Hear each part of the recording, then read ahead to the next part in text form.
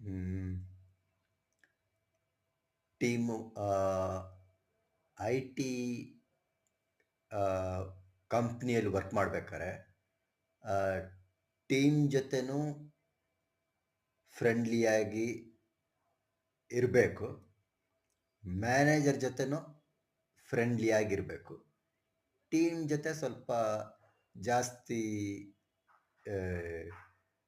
Time ಅವ್ರ ಜೊತೆನೆ ಕೆಲಸ ಮಾಡೋದು. ಮ್ಯಾನೇಜರ್ಗಳ ಜೊತೆ ಆ, ಸ್ವಲ್ಪ ಅವರು ಕೆಲಸದ ವಿಷಯನೇ ಜಾಸ್ತಿ ಕೇಳ್ತಾರೆ. ಟೀಮ್ನವ್ರ ಜೊತೆ ಕೆಲಸ ಅಲ್ಲದೆ ಬೇರೆ ವಿಚಾರಗಳು ಓಪನ್ ಆಗಿ ಮಾತಾಡ್ಬೋದು.